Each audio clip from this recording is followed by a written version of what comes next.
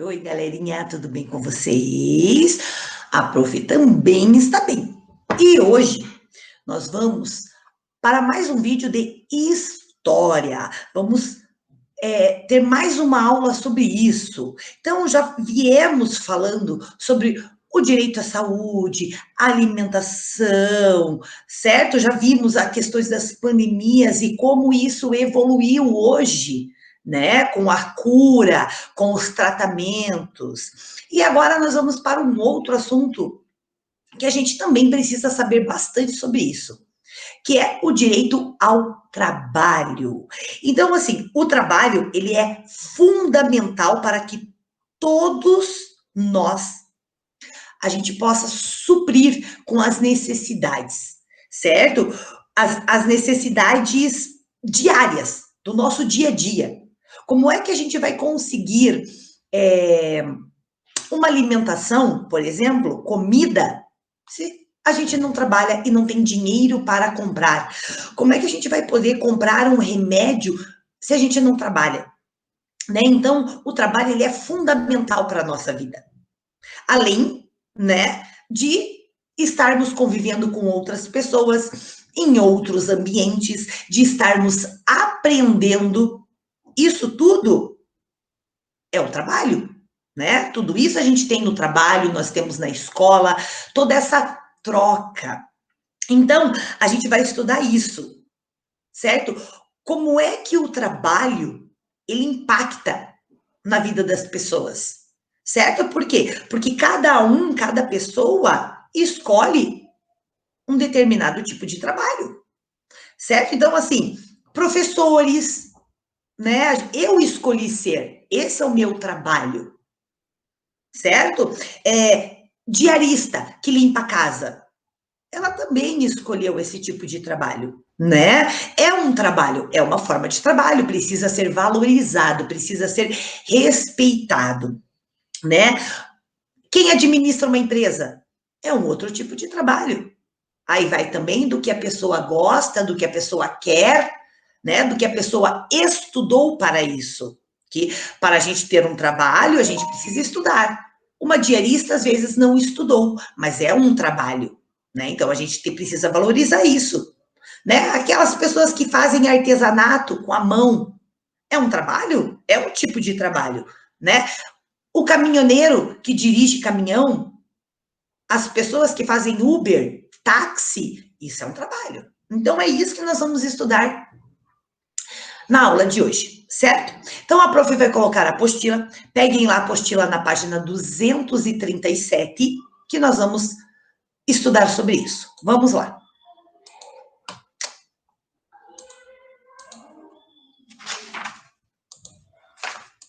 Então, está lá, direito ao trabalho. O ser humano sempre trabalhou, desde a pré-história. A caça, a pintura, o artesanato e a agricultura são formas de trabalho. Conforme as cidades surgiram e cresceram, foram construídas relações sociais e de trabalho mais complexas, quer dizer, muito mais trabalhos. Das primeiras cidades até as organizações atuais, a complexidade aumentou. Sim, as cidades cresceram, então tudo aumentou. Como podemos ver em nossos meios urbanos, nas fábricas, no comércio, nos bancos e em tantas outras áreas. Então, aqui, ó, nós temos a figura, ó. Existem indivíduos que trabalham pesquisando e investigando o passado, ó, os paleontólogos, né? Eles são historiadores dos ossos de animais ou de pessoas, eles vão investigar. Eles podem ser historiadores ou arqueólogos, certo? Quando os trabalhos assumem a forma de empregos, como os exemplos citados acima, eles devem ser remunerados, precisam ter um salário, o que nem sempre ocorreu na história do Brasil. Durante os períodos colonial e imperial, foi praticada no Brasil a exportação da mão de obra escravo de indígenas, africanos e seus descendentes nas principais atividades econômicas desenvolvidas no país. Então, a gente viu, né, tudo isso, que durante lá os períodos colonial e imperial, houve a escravização Dos escravos. Gente, eles não compravam os negros. Vocês lembram? Eles iam lá e pegavam os negros e prendiam. E aí, quando chegavam aqui no Brasil, eles vendiam esse negro. Então, quer dizer, eles não pagavam a mão de obra para esse tipo de trabalho, certo? Mas eles cobravam. Então, olha lá, quando o trabalho escravo era permitido no Brasil, havia preocupação com o direito social ao trabalho? Vocês acham que havia essa preocupação com o direito social com o trabalho? Será que eles se preocupavam e, né, e como que era o trabalho? Será que sim ou não? Olha lá, ó. Olha os negros lá na imagem. Eles estão carregando o senhor deles. Será que eles eram pagos por esse trabalho? Não, né, gente? Então, vamos responder lá. Não. E está perguntando para a gente justificar a resposta. Então, vamos justificar. Pois o escravo, vamos colocar lá, não trabalhava para seu próprio sustento. Ele não trabalhava para o seu sustento, certo? Mas sim para sustentar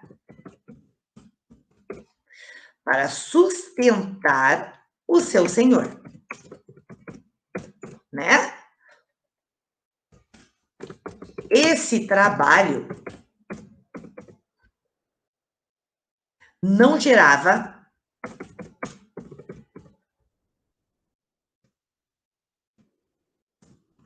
vida digna. Não gerava vida digna, pois o indivíduo era privado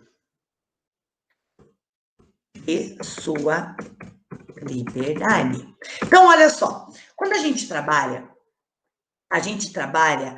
para o quê? Para a gente poder comprar nossas coisas que nós precisamos, né? Sustentar a nossa família, ter dinheiro para comprar as coisas que a gente precisa no nosso dia a dia, como material de higiene, como comida, como roupa, certo? E isso gera o quê? Dignidade. A pessoa se sente bem fazendo isso, porque ela sabe que saiu do trabalho dela, né? Que esse dinheiro veio do trabalho dela. Então, ela se sente digna. Os escravos, eles não tinham o seu próprio sustento, eles trabalhavam e eles não recebiam nada por isso, certo? Mas o senhor deles, sim. Porque quando era na agricultura, eles plantavam, eles colhiam, eles não recebiam. Mas o senhor vendia tudo aquilo e ficava com todo o dinheiro, certo? E eles comiam o quê? Pão e água. O senhor dava para eles pão e água. Então, eles não podiam comprar, eles não eram livres para poder sair, para poder comprar a sua casa, para poder comprar roupa. Não, certo? Então, eles não se preocupavam com esse direito do trabalho nessa época. Para a gente saber mais, a escravidão, ela é proibida no Brasil desde o ano de 1888. Apesar disso, existem muitas denúncias de trabalhadores em condições muito parecidas à escravidão. Olha a reportagem, imagine, né, gente? Hoje, pessoas trabalhando como escravos. Não pode mais. Então, olha só. Trabalho escravo no sul de Minas. 15 foram resgatados em fazenda de café. A necessidade de emprego, aliada a falsas promessas, engana milhares de pessoas todos os anos, que acabam submetidas a condições degradantes de trabalho. Foi assim com 15 homens e rapazes resgatados em Monzambinho, lá no sul de Minas, na semana passada. Eles estavam há meses trabalhando com a colheita de café, em péssimas condições. Funcionários contam que ficaram até 3 dias sem comer e não tinham condições mínimas de alojamento, quer dizer, de deitar, de dormir, não tinham. Na colheita de café, é necessário uma máquina para realizar o trabalho, de valor médio de 2.000. Cada trabalhador da fazenda foi obrigado a comprar a sua e pagar pela gasolina que gastava. Uma situação totalmente irregular. Sim, né, gente? É a mesma coisa. Eu vou trabalhar na escola. Aí eu não tenho giz, eu não tenho quadro. Como é que eu vou dar a minha aula? Como, gente? Então, é a empresa que tem que fornecer isso. É ali a mesma coisa. Se eles precisavam de uma máquina, né, um trator para fazer essa colheita, a empresa tinha que comprar e não o funcionário, certo? Então, e outra coisa, como é que vai trabalhar sem lugar para descansar, sem lugar para tomar banho? Como? Né? Então, e realmente isso é trabalho escravo. Trabalho infantil. Na época do fim da escravidão e no início da República do Brasil, foram construídas muitas fábricas. Nelas contratavam-se homens, mulheres e crianças. Até o começo dos anos 1900, era muito comum que crianças trabalhassem em fábricas, engenhos e oficinas. O salário delas costumava ser menor do que os dos adultos. O trabalho infantil é proibido no Brasil atual. Hoje é proibido. Mas nem sempre foi assim, pois por muito tempo considerou-se que as crianças deviam ajudar na manutenção das famílias, atuando como entregadores, carregadores, sapateiros, inclusive como funcionários nas fábricas. Então, antigamente as crianças tinham que ajudar em casa. Então, elas tinham que trabalhar. Então, elas saíam para trabalhar. Ou elas eram sapateiros, ou elas carregavam compras, ou elas entregavam compras, mas elas tinham que ajudar. A primeira lei que regulamentou o trabalho infantil no Brasil foi o decreto número 1313 de 1891, que determinava que a idade mínima para o trabalho efetivo era de 12 anos. Crianças menores de 12 anos podiam trabalhar, mas sob as condições de aprendizes. Então eles podiam trabalhar as crianças menores que 12 anos, mas só para aprender. Essa regulamentação mudou apenas em 1927, com o Código Melo Matos. Nesse código, o trabalho noturno foi proibido para menores de 18 anos. E apenas maiores de 12 anos poderiam ser aprendizes. Então, já mudou. No entanto, foi só o decreto-lei número 5.452, de 19 de maio de 1943, que definiu regras e condições para o trabalho do aprendiz, que deveria ser maior de 14 anos. Tanto que hoje nós temos o menor aprendiz, que é a partir dos 14. Então, eles recebem um salário, né? Essas crianças de 14, 15, 16 anos, elas recebem um salário, né, menor, mas elas trabalham como menores aprendizes, quer dizer, elas aprendem no trabalho. Certo? Então, aqui, ó, na figura diz que, apesar de proibido, o trabalho infantil ainda é comum em muitos países, inclusive aqui no Brasil, né? Nós vemos muitas crianças na rua como pedintes, né? Pedindo dinheiro nas janelas dos carros. Então, isso é proibido, gente. Vamos lá, então. O texto a seguir é parte de uma carta de um representante da campanha de tecidos paulista, de 1927. Olha lá a partezinha do texto. Por toda parte do mundo, é permitido crianças trabalharem nos bancos de fiação, sendo para este trabalho necessário o serviço de pessoas com mãos muito pequenas. De acordo com a carta, por que era adequado que as crianças trabalhassem em fábricas de tecidos? Por quê? Então vamos lá. Porque elas tinham mãos pequenas, certo? E adequadas para esse tipo de trabalho. Já diz ali no texto, elas tinham as mãos muito pequenas. Se era nos bancos de fiação, quer dizer, devia passar fio lá por dentro das máquinas, né? Como as crianças têm as mãos pequenininhas, elas conseguiram.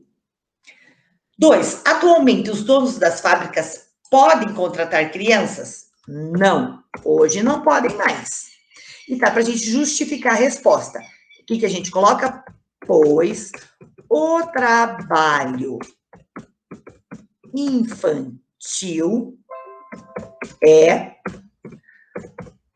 proibido no Brasil.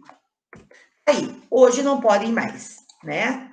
Hoje eles utilizam outras técnicas, utilizam pinças, alicates pequenininhos, que passa pelos vãos das máquinas. Greve dos trabalhadores. Na mesma época, muitas pessoas migraram do campo para as cidades, buscando empregos e melhores condições de vida. Os salários costumavam ser muito baixos e as jornadas de trabalho muito longas. O que é jornadas de trabalho? Já está ali, ó, quantidade de horas que uma pessoa trabalha por dia.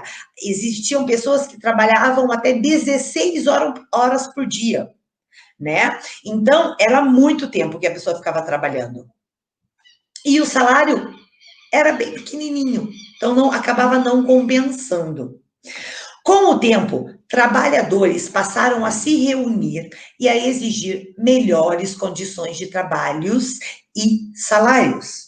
Eram frequentes as greves, passeatas e outras formas de protesto dos trabalhadores. Então, tá aqui, ó. Quando os caminhoneiros fazem greve, é comum ocorrer falta de abastecimento de combustível e alimentos nas cidades. Sim, gente. Houve, ano passado, a greve dos caminhoneiros. Muitos postos de gasolina ficaram sem combustíveis. Os mercados ficaram sem produtos. Por quê? Porque são os caminhoneiros que trazem as coisas para cá, né? Muitos trazem de outros países, muitos trazem de outras cidades, e aí os postos ficaram sem combustível. Os mercados começaram a ficar sem produtos, porque se eles fazem greve, tudo para, né? Você sabe o que é uma greve? É quando um ou mais grupos de trabalhadores param voluntariamente, porque eles querem as suas atividades, porque eles decidiram, né? Os trabalhadores fazem greves para protestar contra algo, exigir maiores salários ou buscar melhores condições de trabalho. Mais segurança, menos tempo de trabalho. Em alguns países, greves são proibidas. Porém, na maioria dos países democráticos, elas são consideradas um direito dos trabalhadores. Então, como o Brasil é um país democrático, né, onde o povo escolhe, onde o povo tem essa liberdade, aqui existe greves, certo? Existem algumas regras para iniciar uma greve. Você sabe quais são? Então, claro, né, as pessoas, elas têm que ver os direitos delas, né? Então, existem algumas regras, né? Por exemplo, regra de banco, ela faz greve, mas ela precisa trabalhar um tempinho de tempo, né? Os funcionários ficam lá dentro, tentando organizar tudo aquilo que fica parado lá no banco, né? Então, eles estão assim, como eles param por vontade própria, eles querem mais direitos, melhores condições. Então, eles analisam tudo, né? A regra é analisar. Então, está aí. Imigrantes europeus e as greves no Brasil. Então, houve muitas greves na Europa, certo? Ao longo do século XIX. Por isso, podemos dizer que as greves no Brasil se fortaleceram com a chegada dos imigrantes europeus, principalmente italianos e espanhóis. Esses imigrantes vieram trabalhar em fábricas e difundiam ideias de luta por melhores condições de trabalho. Então, eles vinham com muitas ideias para melhorar, certo? Conheça quem é. Oreste Ristori foi um jornalista italiano. Ele veio ao Brasil no começo dos anos 1900 e viajou por São Paulo. Orestes denunciava as péssimas condições de trabalho dos imigrantes italianos. Esses imigrantes, muitas vezes, trabalhavam de forma análoga à escravidão, sem pagamento e sem liberdade. Orestes Ristori foi perseguido e expulso do Brasil e retornou à Itália. Então, ele trabalhava de forma o quê? Parecida, né, à escravidão. Ele gostaria que todos fossem escravos, então ele parecia. E aí, como veio a liberdade, ele foi expulso do Brasil. No início do período republicano, não havia leis trabalhistas, por isso os empregados costumavam trabalhar muitas horas por dia. Podiam ser demitidos sem motivo e sem aviso prévio, e os salários eram baixíssimos. Essas condições motivaram muitas greves que ocorreram no início do século XX. Imagine, de 1901 a 2000, certo? Então, olha aqui a foto da greve geral de 1917, uma das maiores greves da história do Brasil. Olha aqui, ó, outra, ó. No início da República, ó, as greves eram consideradas assunto de polícia, entre os conflitos que ocorriam nas ruas, entre grevistas e policiais. Um deles resultou a morte do operário José Martinez, certo? Então, a polícia se envolvia muito. E durante as greves do Brasil republicano, havia muitos protestos nas ruas.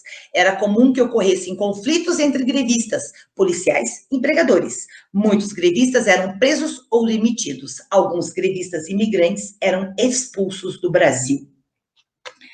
Então, gente,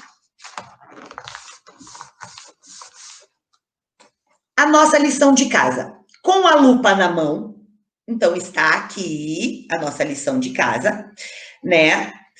Vou continuar aqui. Apesar desses conflitos constantes, foi possível realizar acordos de melhorias de condição de trabalho com os empregados do governo. Então, depois de tantos conflitos, até morte, né, que houve do operário, eles decidiram melhorar as condições de trabalho dos empregados, né? Então, durante as greves, era comum que policiais fizessem a guarda das fábricas para protegê-las de possíveis ataques, porque eles atacavam mesmo, quebravam vidro, jogavam várias coisas dentro das fábricas, por isso que tinha muito conflitos. Então, aqui, nós temos a lição com a lupa na mão, deixa a prof voltar aqui agora.